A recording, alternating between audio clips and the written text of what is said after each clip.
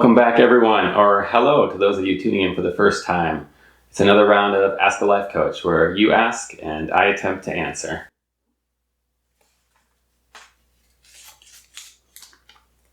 Is there a way to be spiritual without being religious? Well, you all know me. I'm going to start with definitions. What do you mean by religious? And what do you mean by spiritual?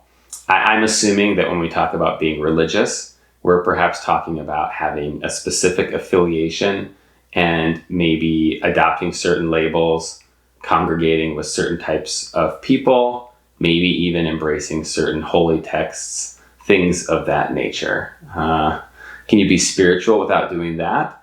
Yes, absolutely. But of course, this also depends on, what is your definition of spiritual? So oftentimes when we think about spiritual emotions, we're talking about gratitude and compassion and interconnectivity and, if you like vague terms, love, these sorts of emotions. And you can absolutely experience all of those things without necessarily buying into a certain religion. And notice that also there's no necessary overlap. You could be spiritual without being religious. You could also be religious without being spiritual. And there's sometimes that risk if our dogma is too rigid that maybe we miss out on the whole point. So, of course, that's not an inevitability, but it is a potential hazard that happens sometimes when we get too organized with our views or too black and white in the way that we see them.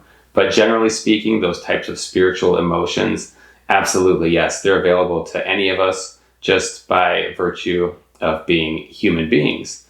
They're accessible, through your emotional intelligence, just self-awareness and awareness of how others are feeling and responding to situations will in and of itself likely get you there. So I want to say you're sort of innately spiritual as soon as you let go of everything else that's distracting you from being so. So if you're not experiencing those spiritual emotions, what's happening? Are you excessively worried or overthinking or trying to impress other people or feeling like you need to prove something or, whatever else gets in the way? When you let go of all of that, those spiritual emotions will just be there. I think spirituality defined so broadly is also available to you just via logic. So if you think about what kinds of actions make sense, I remember Socrates saying something like, I remember I was there. It's now in the Apology, he says something like, would I intentionally corrupt my neighbors? Would I intentionally make any other human being worse? Like, that doesn't make any logical sense because I live with these people. They're part of the planet that I'm on.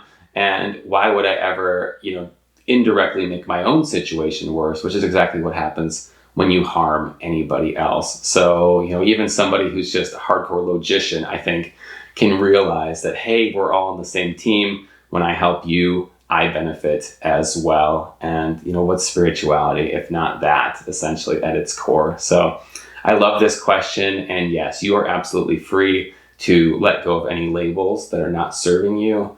Let go of any identities that are creating in-groups and out-groups and potentially bringing more division or more rigidity to your world than you find helpful. This is your journey. I invite you to define it, explore it, and live it however serves you best. And yes, you absolutely have access to those spiritual emotions just by being a human, just by being emotionally intelligent, logically intelligent, or even just coincidentally or incidentally. I appreciate you asking. I appreciate you all tuning in, and I can't wait to see you next time.